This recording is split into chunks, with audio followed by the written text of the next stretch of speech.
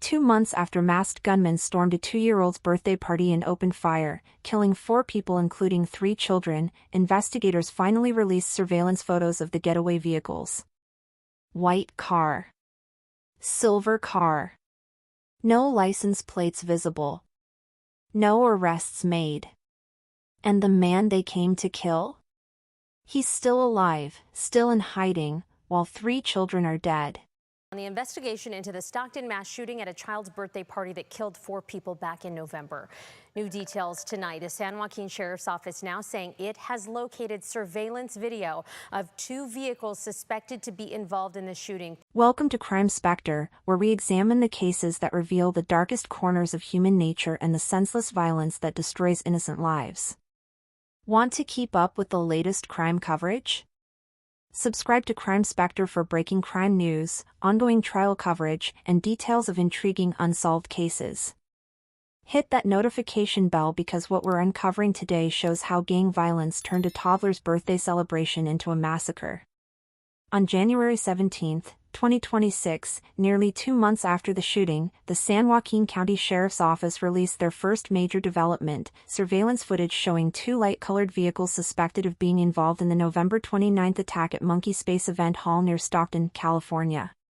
The images show a white vehicle and a silver vehicle, but authorities provided no license plate information and no location details about where the footage was captured. It's the only significant update in a case that has left a community shattered and families demanding answers. Because on that November evening, what started as a birthday party for a 2-year-old girl became one of the deadliest mass shootings in Stockton's recent history. And the reason? Gang members came hunting for a rapper.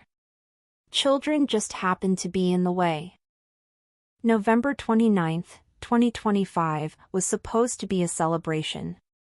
Patrice Williams had planned the perfect second birthday party for her daughter at Monkey Space, an event venue at 1955 Lucille Avenue in unincorporated San Joaquin County, just outside Stockton city limits. The party was advertised on social media and scheduled to run from 3 p.m. to 6 p.m. Between 80 and 100 people showed up. Family members, friends, children running around with balloons, the promise of birthday cake. It was everything a child's party should be. But there was someone else at that party, someone whose presence would turn a celebration into a crime scene, MBNel, a local rapper whose real name is Jernel Lucero. MBNel's presence at the party wasn't widely discussed in initial media reports, but in Stockton's gang landscape, he was known. And more importantly, he was targeted. Investigators would later confirm that the shooting was not random. It was a targeted attack. And multiple witnesses would tell authorities that the masked gunmen who burst into that party were aiming specifically at the rapper.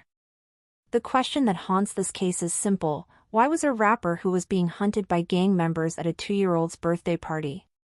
Why did Jernel Lucero, knowing he was a target, bring that level of danger into a space filled with children? We may never get a full answer to that question because Lucero, performing under the name MBNel, was shot during the attack and went into hiding immediately afterward. He didn't speak publicly.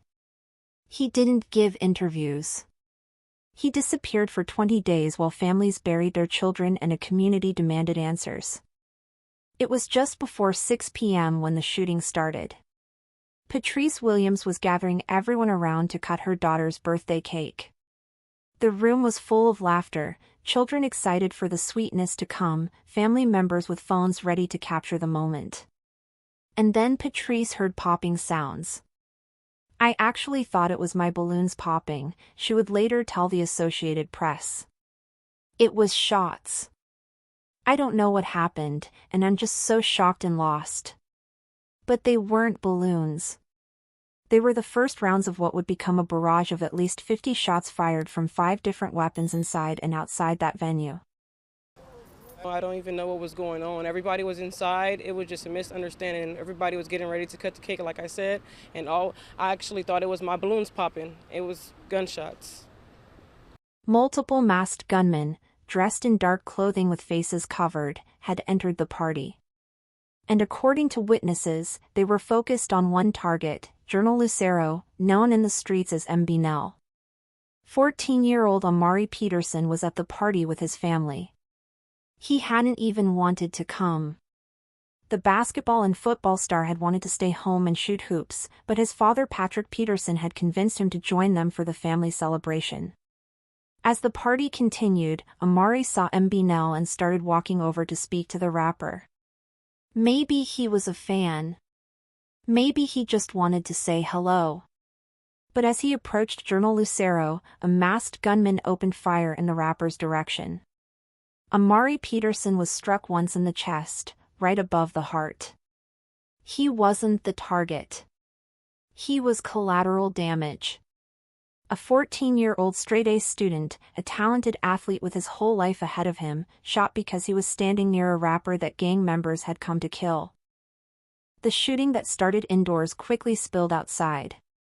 Investigators would later recover more than 50 shell casings from at least 5 different weapons. The evidence suggested there were multiple shooters and that there may have been an exchange of gunfire between people inside the venue and people outside. Weapons would later be found on the roof of the venue, though investigators couldn't immediately confirm if they were used in the attack or if someone at the party had returned fire in self-defense. There were over 50 shell casings that were found on scene. So far, we've been able to determine that there were at least 5 different firearms that were fired at this birthday party. Inside the venue, chaos erupted. Teresa Spivey, the birthday girl's great-grandmother, pushed over a table to use as a shield and worked desperately to get as many children as possible to safety in a nearby room. All I could see was babies falling to the ground, Spivey would later say. And blood was everywhere.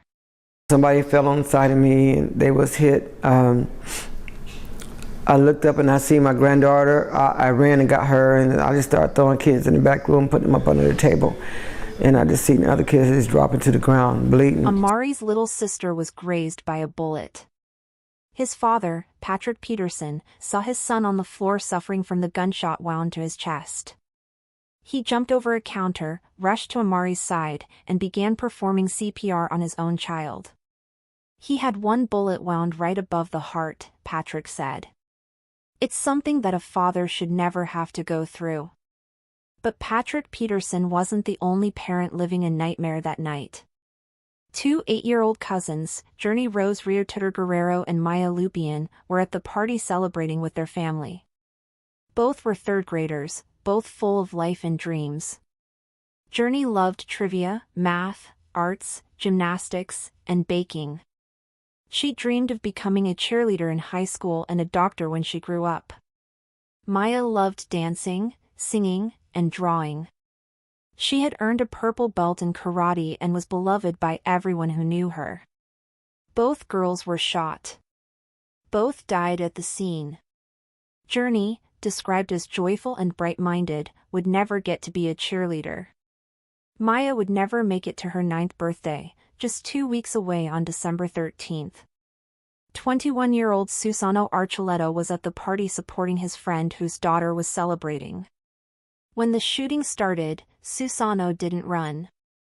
He grabbed his girlfriend and several children and hid them in a closet, using his body as a shield. He was shot in the neck. His niece was shot in the head but survived because of his heroic actions. Susano died in his brother Emmanuel Lopez's arms. Among the wounded was Jasmine Delafos, a 30-year-old community activist who literally has a mural painted in her honor in Stockton for her work organizing neighborhood cleanups, hosting events for children, and improving playgrounds. She had been inspired to do community work after her best friend was taken in an act of violence. Now she was lying on the floor of a children's party, shot, another victim of the violence she dedicated her life to preventing. And MBNel, the target of it all? Jernel Lucero was shot but survived. And then he disappeared. First responders arrived between 6 and 7 minutes after the first 911 calls came in. But there was confusion. Some officers initially responded to the wrong location, a Dairy Queen next to the event venue, because they received incorrect information about where the shooting had occurred. By the time law enforcement secured the scene, 4 people were dead and 13 others were wounded. The victims ranged from 8 years old to 21. A 2-year-old's birthday party had become a mass casualty event. We believe, from what we've gathered so far, that it appears to be multiple shooters. But once again, we've gathered all the evidence, we're processing it, and then detectives will continue to investigate. After a long night where police lights revealed grieving faces, daylight exposed a maze of crime scene tape. And the fact that this happened is absolutely heartbreaking. Pure heartbreak, investigators say, when a kid's birthday party meant to mark another year of life ended with 3 kids losing theirs. The community was devastated. Makeshift memorials appeared with dozens of flower bouquets and candles. Non-profit organizations delivered food, clothes, and mental health counseling. International Afrobeat star Burna Boy reached out to Stockton Vice Mayor Jason Lee and offered to pay for the funerals of the children who were killed. But while the community mourned, the person at the center of it all remained silent. MBNel had been shot during the attack, but Jernel Lucero's injuries weren't life-threatening. Instead of speaking to investigators or the public about what happened, he went into hiding. For 20 days, as families buried their children, as investigators pleaded for witnesses to come forward, as a $130,000 reward was offered for information, Lucero said nothing. It wasn't until December 19, 2025, 20 days after the massacre, that MBNel finally broke his silence. Jernel Lucero posted on social media expressing condolences to the victims. But he offered no explanation for why he was at a 2-year-old's birthday party. No acknowledgement that he may have been the reason those children died. No detailed account of what happened or who the shooters were. His silence speaks volumes. It suggests someone who knows exactly why he was targeted and possibly who did it, but who chooses the code of the streets over justice for dead children. San Joaquin County Sheriff Patrick Withrow has been clear about what they believe happened. This was a targeted attack, not a random act of violence. There were likely multiple shooters. The attack started inside and continued outside. And they're confident the shooters came looking for someone specific. But getting witnesses to cooperate has been a challenge. Withrow has said that interviews with witnesses and survivors haven't yielded much information about descriptions of the assailants. While he understands people's priority was staying alive, he's expressed frustration with the lack of details coming forward. "We still need the public's help on this," Withrow said days after the shooting. "This is a time for our community to show that we will not put up with this." He stopped short of saying witnesses were withholding information, but he made his position clear: "I've been hoping for more information on this right now." The investigation has revealed that witnesses reported the shooters wore face coverings and dark clothing, but there was initially no information about possible getaway vehicles. Thousands of hours of surveillance video have been reviewed. Dozens of tips have come into the anonymous tip line. The FBI is offering $50,000 for information leading to arrests. The ATF added another $25,000. Crime Stoppers and local officials brought the total reward to over $130,000. But for 2 months, there were no arrests. No suspects publicly identified. No significant breaks in the case. Then on January 17, 2026, the sheriff's office released those surveillance images, a white vehicle and a silver vehicle suspected of being involved in the incident. It's the first major development announced in the case, and it came with a plea for the public's help in identifying and locating the vehicles. But here's what's troubling: in a venue with 80 to 100 people, in an attack that lasted long enough for 50-plus rounds to be fired from 5 different weapons, in a community where multiple people likely know exactly who did this and why, the best investigators can offer 2 months later is photos of 2 cars with no license plates visible. The silence is deafening. And it's allowing killers to walk free. To understand why this case has been so difficult to solve, you need to understand the context of the party itself. This wasn't just an innocent birthday celebration that happened to be in the wrong place at the wrong time. According to investigators and court documents, this party was a convergence point for gang members. The father of the birthday girl, whose name hasn't been publicly released, was arrested after the shooting, not for involvement in the shooting itself, but for parole violations. He was a documented gang member, classified by Stockton police as an active member of the Asian Boys and Muddy Boys gangs. He had previously admitted affiliation with the Serenos gang. At the time of the party, he was on parole and outfitted with a GPS ankle monitor. That monitor showed he spent more than 5 hours at the event venue and additional time across the street. He was later charged with assault with a weapon, possession of an assault rifle, possession of high-capacity magazines, being a felon in possession of a weapon and ammunition, and criminal street gang activity. Here's what makes it worse: the San Joaquin County District Attorney's Office alleged that he had hosted the birthday party and knew that gang members would be in attendance. In parole documents, investigators stated that multiple gang factions were present at the party. The party was also advertised on social media, essentially broadcasting the location to anyone who might be looking for targets. So you have a party hosted by a gang member, attended by multiple rival gang factions, advertised publicly on social media, with a targeted rapper present. It was a powder keg waiting to explode. And when it did, children paid the price. Mayor Christina Fugazi has been vocal about calling this a gang-related attack, though Sheriff Withrow has been more cautious, saying they won't make that statement definitively until they have 100% factual confirmation. But the evidence points clearly in that direction. Stockton has approximately 5,000 gang members across 100 different gangs.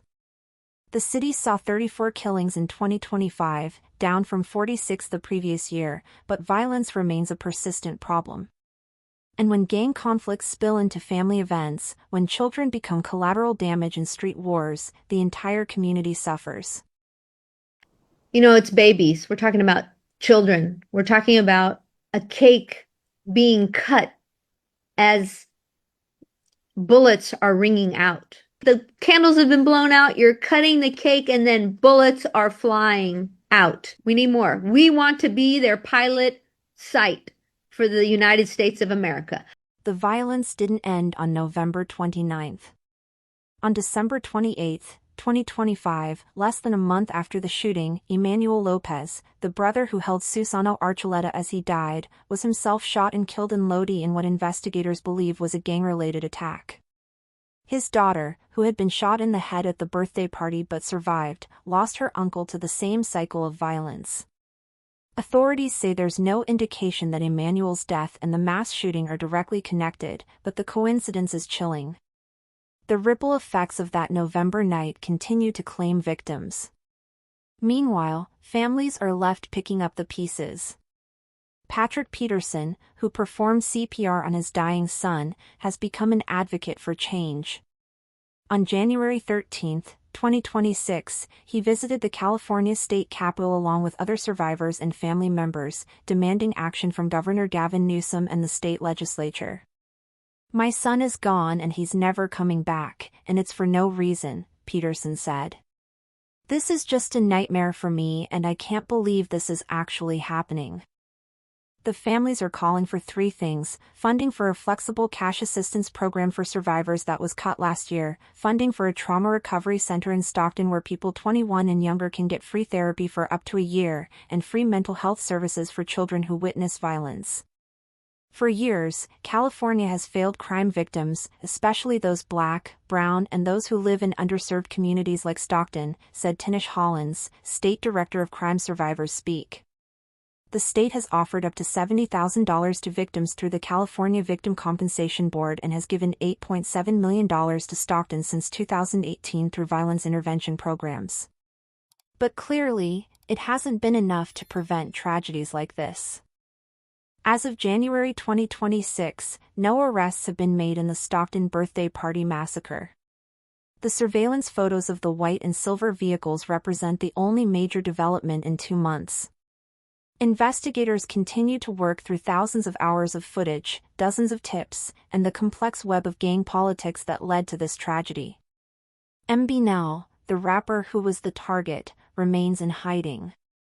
Jernel Lucero posted condolences on social media but has offered no substantial help to the investigation.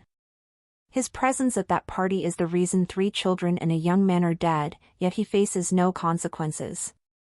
The father of the birthday girl is facing weapons and gang-related charges, but not for the shooting itself. The actual shooters, the ones who walked into a room full of children with deadly intent and opened fire, remain free. 4 families are left grieving. Amari Peterson, the 14-year-old who didn't want to go to the party but went anyway, never got to pursue his dreams of athletic stardom. Rose Guerrero never became the cheerleader and doctor she wanted to be. Lupian never made it to her 9th birthday. Susano Archuleta, who gave his life protecting children, never got to see his niece recover from her injury. 13 others carry physical and emotional scars from that night. A 2-year-old girl will grow up knowing her birthday is marked by tragedy. And a community continues to demand answers. Sheriff Withrow has said that if people know information about this crime but don't come forward, they are complicit. They're saying that taking children's lives is acceptable behavior. The code of silence that protects gang members is the same code that allows children to die unavenged.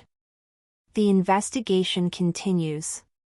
Anyone with information about the white or silver vehicles shown in the surveillance footage, or anyone with knowledge about the shooters, is urged to contact the San Joaquin County Sheriff's Office at our Stockton Crime Stoppers.